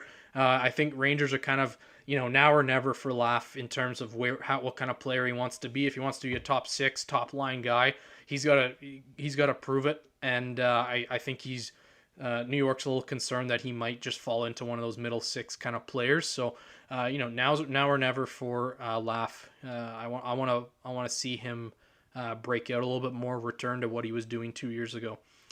Horvat, Granlund, 2 kind of nothing picks for me, especially Granlund. I would have probably passed on him in general. Tippett goes at 15-9. Hopefully a new coach kind of unlocks the Tippett we had 2 years ago. He was pretty consistent with his shots and hits. Jet Greaves at 15-10. It looks like a lot of people think he's going to be the starter. I don't think they're just going to kind of bump Merzlikins out of that starter role. I think they're going to give Merzlikins the start and then let him kind of play himself in or out of the role further. So Kopitar goes 15-11. Hopefully he ends on a good note. I don't know how many of you guys watch baseball, but I kind of see Kopitar as like a David Ortiz, where he was just really consistent his whole career. He's going to have another good, solid season this year, end on a high note, and could probably play another 5 years. But why leave? When people have a bad taste of you in their mouth, I'd rather leave on top. And he's had a really, really good career from Slovenia. Nice little 2-turn pick here for Nuxie. He goes Evander Kane and Marchessault. I've seen Evander getting some power play 1 reps. Also a good periph guy when he's healthy. Similar to Nichushkin, he's got some off-ice issues, though, that you have to deal with. PP1, Kadri, Hughes, Coronado, Uyghur, Perek. I don't know. I don't know if that's going to be the power play 1, but I'd be surprised if they do 2D. I do like Coronado, and I expect him to go in the next... he just went. Never mind. I'm glad I didn't spoil that one. Captain Kirk got me all flustered today. Oh, Kirk's been great. He's had a really good year and doesn't get enough credit for being like one of the best catchers in the league. Bro sniped me. Yeah, you had him queued for a while. You should have taken him instead of a Toronto, I think. They like Morgan Frost on power play for some reason. Don't see them going 2D. Yeah, that's I kind of forgot about Frost there now. I'm used to him being in Philly. Are you in a 3-man donkey league? Petey has to bounce back this year.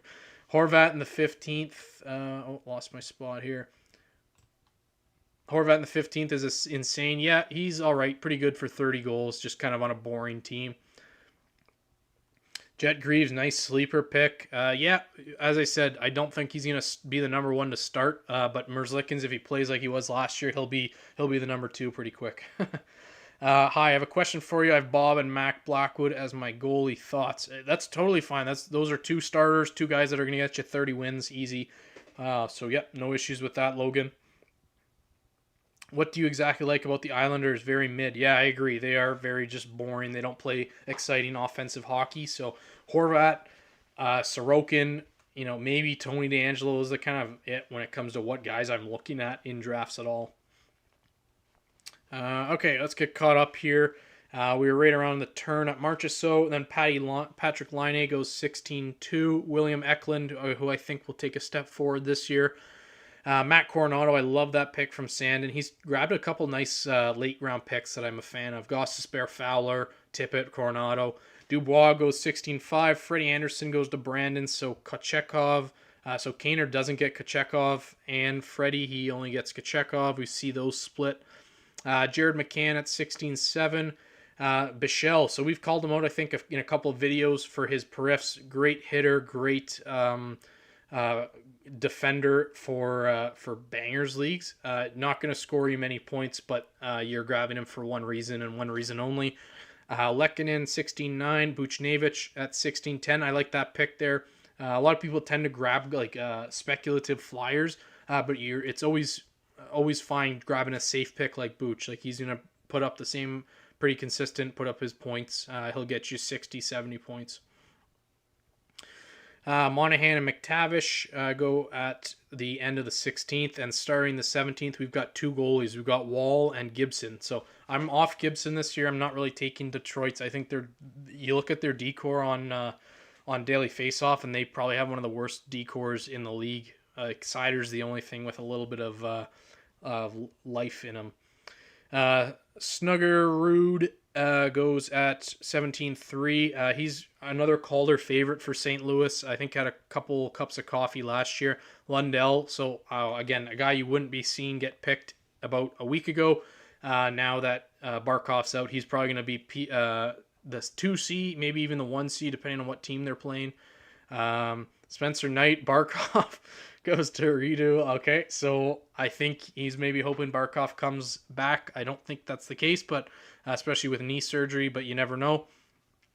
Donato goes 17-7, sleeper, 30-goal scorer last year. Radko Gudas at 17-8, and then Marco Rossi at 17-9. So Gudas, one of those guys I was saying, if you grabbed some periffs and defensemen a little early, you wouldn't have to grab him, but he's kind of like a Bichelle. Like, you know what you're going to get from him. Line A 16-2 is good value. He's got good point upside. Yep. He's one of those guys, kind of like Evander Kane, who went around a similar spot. If he's healthy, he's a really good power play guy. But again, he was really only productive on the power play last year, so hard to justify recommending him when he didn't really perform at 5-on-5. Also love Matt Schaefer. Yeah, he's another guy. I'm a little hesitant to take Schaefer just because of the possibility of him not staying up the full year. But I think the more I watch him, the more I think that he will stay. Why isn't Rossi not getting drafted in so many leagues? I can't remember if he got drafted in this. I think he did. Yes, he did. He in the last round here. Okay, so maybe before you sent that. Or sorry, after you sent that. If Jeff Skinner sticks with Caleb and Smith, that could be a huge sleeper last round. Yeah, I'm kind of not really hearing much about Jeff Skinner this year. I'm not on him, but that's a good call out if he does stay with Celebrini and Smith. I should have picked Kane over Vetrano. I thought he was going to slip to me. Dude's going to be a menace. You're talking about Rossi. Yeah. I mean, the problem is that Jeek is there as well, so there's going to be some competition for the number 1C and the center spot on the power play. Islanders is nothing special in the offseason. They aren't going up. It's another mid-season. Yeah, I agree, Mitchell. It's going to be another mid-year for them. But, they have a goalie that can steal some games. All right, so we wrap up the picks with Askarov at the 17-10, and then Boone Jenner going 17-11. That is another bangers guy. He's not getting drafted in a lot of leagues, so you can usually pick him up off the waivers if he starts off well, but he's a guy that you need to be healthy. And then I can't see Nuxie's last pick. Can anyone let me know who it is? That would be appreciated. And that wraps up the draft. So we ripped through that. Got it done in just a couple minutes over an hour. So nice job, guys. Good luck to everybody this season. I'll go through a couple teams. If you guys are in the chat, anyone that was drafting, let me know. I'll go through your team first. But yeah, looks good. Nothing too crazy. I think we saw a couple reaches early, and then a couple guys that I haven't seen get drafted yet get picked. But overall, good draft, and I'm excited for this league.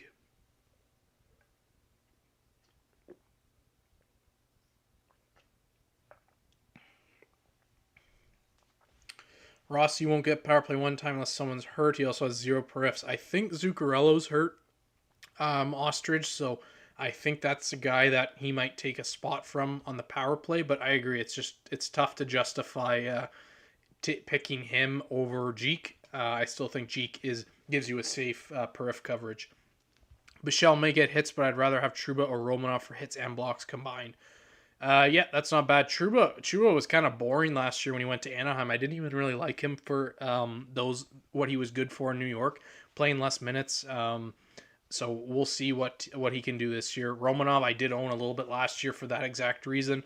I think he scored a couple goals last year too for me, but I don't mind Bichelle. He might give you enough hits to justify taking them over a guy that also blocks a lot. I went Matt. Okay, great. Thank you, Nuxie. Took Schaefer. Last pick. That's a solid last pick. All right. Can you review Farrah Fox? Yes. All right. That's good, guys. Let's do the horses for tomorrow's draft. All right. Let me review a couple of these teams. I'll pick my favorite 3, and then I will do the tomorrow's draft order. I won't do them on stream because it's a lot easier to do on my phone, and then I can screen record it. So I won't do it now, but I will post them in the Discord channels in a couple of minutes. All right, let's see a couple of these teams. I'll start with Fairfox. I got 7.5 minutes before it kicks me out of this presentation mode. So let's go through them quick. McDavid, Panarin, Hellebuck. So you grabbed the first goalie a little early. I'm in favor of kind of fading the goalies and grabbing some of these guys in the 9th, 10th, 11th round. Like if you grabbed a Markstrom and a Saros, something like that, that would be like amazing. I would be really, really pumped if I got those 2 goalies and then was able to pick a 3rd round player like a Tage, a Hedman, a Uyghur, like any of these guys instead of Hellebuck. But you got the best goalie in the league, so hard to really criticize you. Sanderson, Harley, 2 really good, as 2 good first D. So both guys should be pretty good this year. I'm thinking both are going to take steps forward this year as well. So nice guys to start off your D-core. Then you went Konechny for the periffs. I like his category coverage. Interested to see what Philly does this year with a new coach. Marchenko and Lacombe. So we've been on Lacombe a little bit this year in a few videos. So I'm okay with him as your 3rd D. I love the Markstrom goalie. So I think I was saying I would have taken Markstrom as my number 1. You got him as your number 2, so you can't complain with that. And then you go Hintz and Dunn, a little bit more, 2 more safe picks, no issues. Cutter Gauthier at 12, a little bit of a reach. I think I would have preferred a more sure guy, like even a Cooley or like a Mark Stone even. But Gauthier, again, high upside, high ceiling. If he hits the net, he's going to be really good. Parayko at 13-2, and then Patty Kane you stole from Kaner's Cab Ride. Those are fine. Parayko is kind of one of those guys like a Forsling that I think covers enough cats, but not one cat particularly. And then I like your Will Smith pick at 15-2. As I mentioned, any connection to Celebrini is a good one. Monahan and Gibson. I don't know. I probably wouldn't have taken Gibson knowing that you had 2 really good number 1s. But I would have taken a flyer on a rookie or someone. But yeah, overall it's a good team. I'm biased because I don't like the goalies that early, but I think you have you didn't kind of sacrifice your defenseman. You still have 4 pretty good defensemen, 5 as a matter of fact. All right, that's good, guys. Let's pick 9th, sand in my shorts. I will review your team, Babs, in a sec. Good draft. Thanks for the content. Thank you, Renee. Thanks for coming in. Yeah, no problem, Super T. I will do them. I know you guys are eager for the draft orders for tomorrow's drafts. Just a reminder, guys, we got 2 drafts tomorrow, 7 p.m. Eastern and 9 p.m. Eastern. So one of them even is the D1 draft. So that's probably going to be one of the most sweaty drafts to watch and to kind of enjoy. So make sure you tune in. FP Chris is streaming that one. So make sure you tune in. I believe that's the 7 o'clock one, but someone with the schedule handy might be able to correct me. All right, Sand in my shorts level. Let's have a look at your team. So yeah, you took Braden Point a little earlier than I would have liked. Also Bedard. So your C's I think are a little too early, and you admitted that there. So Rantanen at 9's totally fine. I like Uyghur still, even with even with Perek breathing down his neck. He's still good periffs. Kemper at 5'9". A little earlier than I would have taken Kemper. I think you kind of, after Shesterkin, you kind of drop into those next tiers of goalies that you can wait on a bit. So, like, if you didn't get Kemper, you could get Blackwood or a Gustafsson or a Markstrom. So, it's all right. But LA, I'm just a little, I'm not sold on their defense this year. So, I'm a little scared about Kemper. He should still get 30 wins. Raymond, Nichushkin, Ekblad. I like the Raymond pick. Nichushkin's solid as well, too. He can be a league winner if he plays a full season. We just got to see that from him. Ekblad at 8-4, I don't love. He kind of not really doing a whole lot for me, especially with Seth Jones there now. Svechnikov, great pick. I love him at 9-9, so that's probably your best pick that I've seen so far in terms of value. Thompson, Gostisbehere, and Fowler, so I call both them out. You happily pick them up. They're going to be power play 1D that you're getting in double-digit rounds, so that's a good 2D to round out your D core. I probably would have even taken either of them over Ekblad, but I understand Ekblad's on a better team. Then we got Duchesne, Protoss, and Tippett. So those are three guys that are pretty solid. Cover some cats for you. Coronado, I love that pick as well at 16-4. I'll be reaching for Coronado in mine. I think he's going to take a step forward this year. And then Marco Rossi at 17-9. So he's gonna take a step forward this year as well. Rossi, he's got Jeek to battle with, but it's a little bit of friendly competition. Yeah, overall a good team. I think the centers were a little early. Would have waited on Kemper, but your D are good. A lot of value there. I like the Coronado pick. I like the Svech pick. Review Kaner's team. Yep, I will. Appreciate you, Big Don. Thanks for the stream. Thanks, Mitchell, for tuning in. Always appreciate you. I would appreciate the review. Yep, I will do Kaner. And then Nuxie, if you're stuck on last pick or two, just grab a couple Kings and get those extra 2 games on the first week early streaming. That's a good strategy, Aaron. I like that. Thinking ahead. All right. Let's do Kaner. So you had first pick. Kind of went with a little bit of a change of pace. Not taking McDavid. You went McKinnon, which is totally fine. Like, especially after last year. I'm okay taking McKinnon first. JT Miller is a solid second round pick to end the second round. And then you went Morrissey, which I know I mentioned was a little bit early. I would have preferred either Hedman or Uyghur over Morrissey. But if you think he's going to have a good year, about a little bit of a better year, then by all means. EP40 at 4, and then Shea Theodore at 5. So Shea's a little early for that. I get it though. Like, this was a big run of D that you missed out on. So after you took Morrissey, 1, 2, 3, 4, 5, 6, 7 more defensemen went between your 2 defenseman picks. So you had to grab another one, or else you were going to be really toast. So grab Shea Theodore. And then you got your first goalie with Bobrovsky, so that's pretty solid. I think he's going to be fine this year. I know he's getting a little older, but no issues. Then you went 2 guys I really like. I like Meyer at 7. I like Trocheck. He's consistent. I know there's some concern about him not being on PP1 this year, but he, again, still does a lot of hitting, a lot of shooting. Barzal at 9, kind of a meh pick for me. You're kind of hoping he's turns out to be like a Jesper Bratt, where he's a heavy power play point guy and a heavy assist guy. Maybe he can even get to that 80-90 points plateau, but he needs someone to be scoring the goals for him. So you reached a little bit on Nikishin, hoping he has a good season coming over from the KHL, but if he does play well, he might play himself into that power play 1 role over Gostisbehere. Carolina does have a pretty deep team, so even their power play 2, which he might quarterback, will be solid. Raquel at 11 is really good. And then you grabbed a few guys that will cover some cats for you. So like Vetrano, you did sure up your goaltending too. So you grabbed Kochekov and Wall. That just kicked me out of the presentation mode, so I will go to the draft results here. This will show me the teams. Here we go. Sort by team. Yep. So where was I? Grab Vetrano, grab Kachekov, and Wall. Two guys that kind of are in splits, so they're not number ones, but they will split their time. So that's good. If you're gonna do something like that, you got to make sure you get three goalies.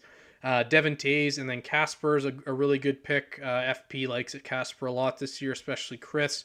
And then McTavish. I know I saw something about McTavish's contract. I don't think he's signed yet, but I did read something today just in passing on Twitter. What injured players right now are worth picking up and throwing on IR until they are back? You gotta give me a sec to check. I don't think there's been anyone really noticeable in a keeper league. Like you could probably stash Barkov if you had room, but I'm sure he probably got drafted or already picked up.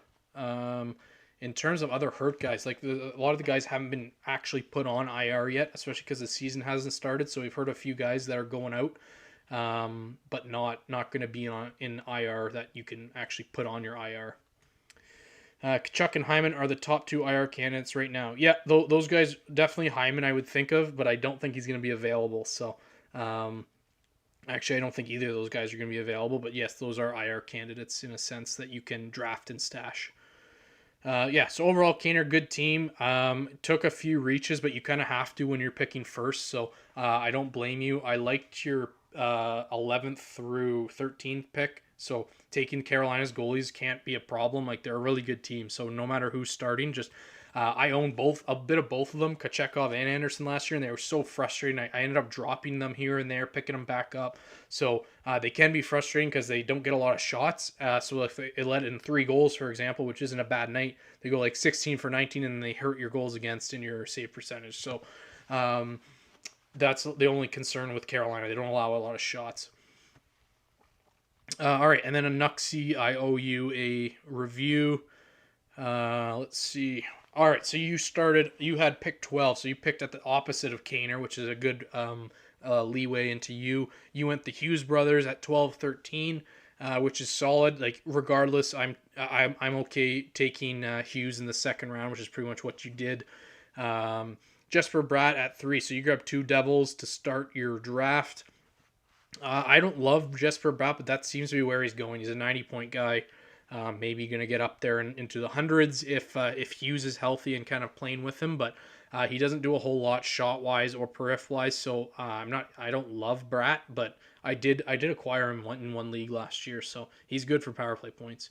I got your first D Insider, which is good. He covers a lot of cats that you didn't get from the Hughes brothers or Bratt.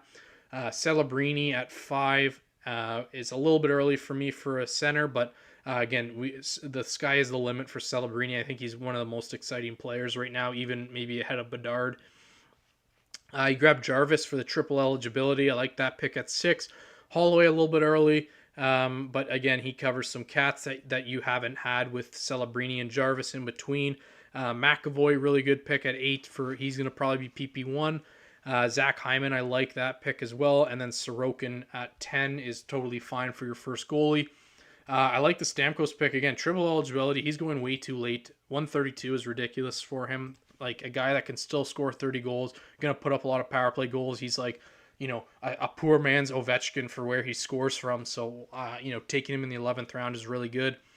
Then you go Russ Kadri, Vejmelka for your second goalie, which I'm fine with in the 14th round. And then you wrap it up with a couple speculative picks. So Evander Kane, hoping he stays healthy, and then Schaefer on D. If he gets through that 9-game eligibility cutoff, then you're laughing. So he's gonna be good. And I think if he does make it through 9 games, then he's gonna not just be in the top 6. He's gonna be power play 1. So overall, good team. I don't really have any major issues with you. A couple guys a little earlier than I would have liked, like a Holloway, but similar to Kane, you were picking at the turn. So if you like a guy, you got to get him. I've liked Kemper for a while, except with Caps. I want to see him play like he did with the Avs. I know it is in him. I will always overreach for him when I'm not betting money, Babs. Yeah, Kemper. I think Kemper played really well last year, right? He was like a Vezina finalist. So I don't think it's something that we haven't seen from him. Like he was playing like he was in his Avs days back then. So, or just last year, sorry. So yeah, Kemper, he's fine. Like, he's gonna get you wins on a good team. I just think their forwards are good in LA. Their D, I think, just took a step back. They have some really questionable D, like Edmondson, CC, that are gonna be playing like way too big of minutes. I'm predicting Florida is a low-scoring team and goes heavy D and wins a lot of 2-1, 3-2 games. Should be good for Bob's goals against average. Yeah, Bob had some frustrating times in his career though, with especially like recently, where he was similar to Carolina's goalies, that they would not allow a lot of shots, and then he would let in 3-4 goals and kind of kill your save percentage, even though he got a win. So it's kind of what kind of do you want, the lesser of two evils with a good team and a goalie that doesn't need to be really really good, or do you want a good goalie on a bad team like a Saros? So that's kind of the decisions you got to make with the goalies. Seth Jones, PP quarterback, Mitchell. Yeah, I expect him to be power play 1 in Florida. All right. Anyone else in the stream that would like me to review their team? I'll pick a couple. I think the last one I reviewed a lot more of the teams and then picked my 3, and it was easy to pick. So let me do a quick run through of the other teams that even haven't said to please review it. I think I've done these 2. Bill, he started with the 3rd pick, took Draisaitl, Marner, Gensel. So I'm totally fine with those 3 picks. Those are really good. Fox at the 4 spot. Not my favorite D to take in fantasy because he doesn't do a whole lot, but I think he went right around where Hudson was going. So I get in FPPL around 5 or 6 D like Fox you have to take earlier. DeBrincat goes at 51, and then Thomas was a little bit early for me, especially being a pure C. He does take his first goalie, Hill and Binnington. Goes Ehlers, Wilson for the Periffs, and Luke Hughes. So at this point, he's only taken 2 defensemen at the 10th round. That's a little light. So he's forced to take some really flyer D in Parekh and Shabbat, particularly Shabbat, who's like a number 2 on a not so good team. Parekh I don't mind because there's a chance he keeps PP1. But I would have definitely preferred a defenseman, maybe instead of Thomas, maybe instead of Ehlers. So, yeah, you got to grab more than 2D in FPPL, in my opinion. But good start. I like these 3 to start. A lot of power play points in there. All right, Wojtek goes Kucherov, Bouchard, Thompson. I like that start as well. He grabbed a little bit of everything, had some right wingers, which thin out quick. And then a defenseman. Lane Hudson a little bit early for him, in my opinion. Kind of the same reasons I was talking about Fox. You're reliant on power play assists. Crosby, I get there's a lot of appeal for Crosby, but I am concerned about the team and his age as well, similar to that of Ovi. He's going to stash Matt Tkachuk, but he did wait longer than he should have. A healthy Matt Tkachuk is probably going at the end of the 1st round, so you're getting a 5-round discount to wait half the year. Nyes at 7 is solid. Wolf in the 8th round. And then Heischer, Carlson, Jeek, Perfetti, a couple safe guys there, so nothing that's you're gonna lose your pants on. Hannafin goes 13th, which is fine. At that point, that's his 4th D, so he's just kind of cleaning up his D core here. Skinner and Decord takes 3 goalies, and then Lehkonen, Lundell. So Lundell, he's hoping steal some power play points in Barkov's absence. All right, Team Top G. He goes Makar in the 1st round, so he got the 5th spot. Reinhart, Robinson, Caulfield. So he took a couple snipers here, 2, 3, 4, all guys that could score 40 goals. I'm going to throw Wyatt Johnson into that group too. So I went 4 straight forward and winger picks that he's hoping scores 40 goals and could very well do so. He takes his 2nd D. He was able to afford a couple forwards in between Makar and Dougie. Jordan Kyrou. So Team Top G is really focusing on the snipers, on the shoot heavy guys.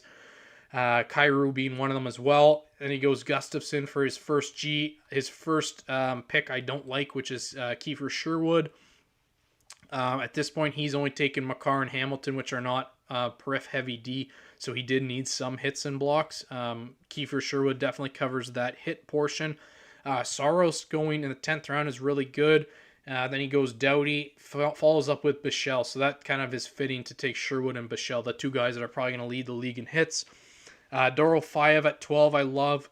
Cooley was a good pick that got called out in our chat. Stone, I really love this end of his draft actually. So 12 through 16, all good picks. He got a lot of guys that are kind of going lower than they should because they had some down years or have some injury problems, like Stone. Spencer Knight, not my favorite goalie to take last. I think you already had two goalies, so I probably would have just taken a forward there. But if you like Knight as a prospect, then it's worth having a look at this year.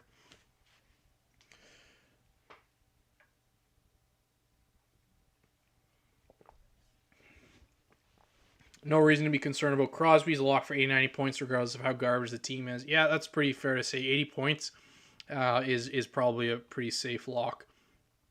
Just, similar to what people say about Ovi as he gets up there in age. All right, Rito. Matthews, Forsberg, Vasilevsky. So he took, I think, the second goalie off the board in Vass. Not a fan of it. And then he went Shesterkin and took another really early goalie. So interesting start that I would not have done personally. I also don't love Suzuki that early after you had to take a pure C in Matthews. So that was a good pick at 6. But if I take a pure C there, I'm probably not taking Suzuki at 6. I need to take some more wingers or a D. This is just a pretty interesting start. We'll see how it works out. Like, he didn't have to worry about taking one of those junk goalies at the bottom. He got two strong ones, but a little bit unique there. Batherson is his first right winger. It's his second winger in general, which is a little late. Montour I like at 8. Then we see him kind of take a few more wingers. Slavkovsky, Peterka. Sam Bennett's a good pick at 11. He should be going earlier, maybe around like the 7-8 spot. Darnell Nurse, Pionk go to kind of wrap up his defenseman. That gives him 4D. And then he takes a couple flyers here. The Laugh pick, I love at 15. I think he deserves to be a little bit higher. McCann, guy who can score you 30 goals. And then he takes Barkov, which I would not do in a redraft. But, maybe it's just for a joke. Overall, it's a good team on paper, but I think you could have kind of strengthened your wingers particularly and avoided having to take like a McCann or a Landeskog and took some better ones up here instead of Shesterkin. But it is what it is. I'm not going to chirp the two goalies early because it'll probably work out fine for you. I was considering, I felt like many great D-man options would be gone by the 5th, but a guy like Jones in hindsight would have been bad in the 5th, 6th is my D2. In the 5th round, Jones is probably a little early. 6th round's a little bit easier to digest. I don't mind. I like Jones this year, but yeah, in FP, you kind of have to throw your D planning out the door and just grab the D you like. What's your take on Bill's team? I covered Bill's team already. I liked your start. Your first 3 were good. I think where was my concern? My concern was with your D. So you only took 2D in your first 10, Bill. So that kind of forced you to have to take a guy like Shabbat, Perek. Perek's fine there, but Shabbat is probably not a guy I'd be drafting in leagues unless it was a really, really deep league. So I would have preferred another D here in like the spot of Thomas or Ehlers or something. Because you got two kind of soft D that don't hit or block. All right, Wolf on Wall Street. That's a nice name. What goes Pasternak, Eichel, Hedman, Kempe. That's a great first 4. I like that start for him. Chikrin goes then at 5 a little bit early. That started a D run of like tier 3D. Blackwood's a really good goalie. He's going to get you plenty of wins as long as he's healthy. Fiala, Tavares, those are fine, kind of around where they're going. Carlson's a nice pick at 9. He's going to be power play 1 on a really good power play unit. Verhaeghe, Byfield, Rinzel. That's 3 guys that FP likes. Verhaeghe particularly is due for a bounce back. Rinzel's going to be PP1 in Chicago. Montembeault and Freddie were your 2 second goalies. Montembeault's not bad. I would have probably just passed on Freddie, but I get it. If Kochekov goes down or something, he's going to be the starter on a really good team, but he's in a split. So, I probably would have just taken a player there, knowing that Montembeault and Blackwood were going to start. Toffoli is pretty good. I kind of don't really think or look at him in drafts this year, but on an exciting team nonetheless. Horvat was fine in the 15th. He's going to get you 30 goals. And then Donato, triple eligibility. He had 30 goals last year. Probably won't do that again, but no problem with that. Yeah, my thoughts too. My bad, by the way, was watching my picks back. No problem, Bill. Can you show us where Mike picks on D1 draft tomorrow and where Chris picks in draft at 9 as well? Oh, I actually didn't even think of that they're both drafting tomorrow. Yes, I will post that in the Discord. We normally just post the draft order in the drafts channel itself, so like just the draft channel, but I will post it in the full one, particularly D1. All right, let's wrap up this. I got a couple more teams to review here, and I'll pick my fave 3. Brady Tkachuk, Dahlin, and Stützle. So he goes with Puckhog takes 3 heavy Periffs guy. I like that start. Hagel, Sergachev, Scheifele. This is a good 6, so no issues with this 6. He's got 2D in there, got some wingers, got a lot of hits and a lot of blocks. Hurdle's the first pick I didn't love. I thought that was a little early for him in the 7th round. Tuck goes in the 8th, so again, grabs another heavy block guy. Stolarz, Allmark. He took Allmark a little bit early. I understand Stolarz, but Allmark, I'm not sold on Ottawa this year, and they're kind of, I think, going to be maybe a little slightly better than last year, but still not in the playoffs. I know they were last year, but barely, by the skin of their teeth. Velarde, Cooley, or Cully, Rasmus Anderson. So this is Puckhog really focused on Periffs this year. He even grabbed Gudis late. Pierre-Luc Dubois gives you some too. Cousins hits a decent amount. So he should not have any problems with Periffs. The offense is maybe going to be an issue. He doesn't have any like real snipers on this team. Tuck, Hurdle, Scheifele, those guys are kind of like more power forwards as opposed to finesse snipers like a Kaprizov or someone. But Scheifele, I think, scored 40 goals. Really, really good last year compared to for his ADP. His ADP is now reflective of that though. So. What about if people don't use Discord? Wait and see, I guess, right? Haha. Yeah, we will. I would suggest joining Discord first off, Mitchell, if you don't.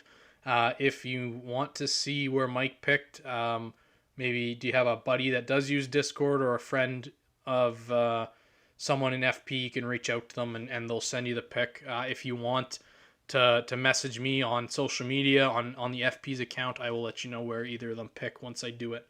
See no Knight or Barkov. LOL. You take Kings. Knight got picked last round for Team Top G. So he did take Knight. Barkov also got picked last round. They went back to back. Yeah. All right. So I did sand in my shorts. Gong Show. This was one of my favorite teams early. I kind of stopped connecting the two in the second half. Cap, Renski, Boldy, Natchez, Genther, Seth Jones. So I love this middle bit. Like this Fantilli through Jones 6 to 11 was really good. Got a lot of guys that should be earlier. Riley's going to be PP1. Zeev is probably going to be PP1 in Minnesota. I love the Swayman pick. I didn't like Jet Greaves and Kent Johnson. I know a lot of people are on KJ this year, but I'm not sold on him. I think there's other guys that I'd rather prefer in Columbus over KJ, but he does have triple eligibility. Jet Greaves, again, I would have. There's probably better G's I would have taken. I know he took Swayman already, but I want to say Vejmelka would have been better instead of having to take Greaves and Askarov. But like these are two goalies that are not going to win many games. They're going to see a lot of shots, but they're also a little unproven. So. We'll see how the goalie situation turns out. Eklund, I'm fine with. I actually thought he had center eligibility too, but I'm wrong. Yeah, this is a good team. I like, as I said, I like the top 10, and then I like Swayman, Fantilli. So yeah, this is a good team. Hockey Balboa. So a lot of people like to start, didn't like the middle, didn't like the end. Let's get into it. We started off with 3 wingers, so we went KC, Nylander, Keller. Which is fine. He waited until the 6th round to take a D and Noah Dobson, which was a lot of people upset a lot of people. He got Ottinger in the 4th, which is pretty good, as I think he's like the 3rd best goalie. Ovi, he ignored the age. Took him 5th round. And then we had Larkin, Heiskanen, Demko. So he had both of his goalies wrapped up by 9th round. Morgan Geekie a little bit early. D'Angelo a little bit early. I'm not sold on him. He's a pretty like soft defenseman. He's like a Luke Hughes, but less points and more controversy around him. He did take 3 Gs. Took Dostal in the 12th. So we had 3 Gs in the first 12 rounds. I'm not a huge fan of that. And then he just picked up some solid guys: Boone Jenner, Kopitar, Strome, and Forsling. So yeah, this the D are a little bit concerning for me for Balboa. I do like his wingers and his forwards are really good, but yeah, not a huge fan of the D. The goalies, a couple of them a little bit early. I would have passed on Demko probably if I already had Ottinger. And then I reviewed Nuxie already. So let's get into the my favorite 3. I will start with, in no particular order, Gong Show. I think he is in my top 3. I liked his first half of the draft too much and I can ignore the Jet Greaves and Askarov stuff. It's also, we see it every year. We see goalies available in the first couple of weeks because of an injury, because of playing well, whatever, and you pick them up and you run with them the whole year. So the 0G strategy is, there's a lot of data to back it up. I will say Nuxie is in the top 3 as well. I liked his team overall, pretty solid. There's no holes or like really massive reaches in my opinion. Elior, would you skip Demko completely or only because he had Otto? No, only because he had Otter. Demko's fine. Like I'm a little hesitant because of his injuries, where I wouldn't want him to be my 1G. But if you had a really good 2G, like if you went Demko Markstrom or something, Kemper, Demko, something like that, I would be totally fine with that. But yeah, I would have just passed on him because he had Ottinger in the 4th round. And let's see. There's a couple teams I liked their starts, and then I didn't like how they ended. So yeah, Nuxie, Gong Show. Probably gonna say. I'm thinking Kaner. I think Kaner's probably my 3rd.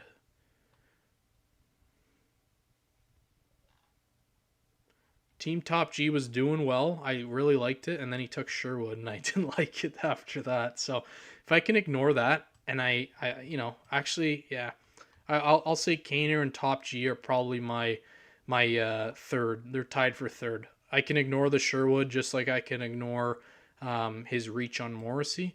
So yeah, that's my top 3. Anyways. Thanks, everybody. I'm going to call it at that. If you got any more questions, I'll be in the Discord for the rest of the night, popping in and out. I have to post 2 draft orders in there, so I will do that now after I check out of this. Thanks, everybody, for tuning in. Appreciate it, as always. Good draft, Northeast Division.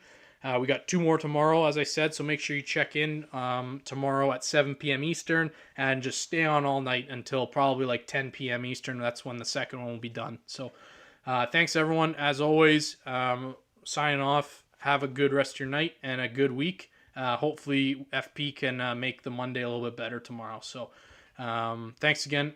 I will see you later. I'll be doing another draft or 2 this week. And yeah, take care, guys. Thanks.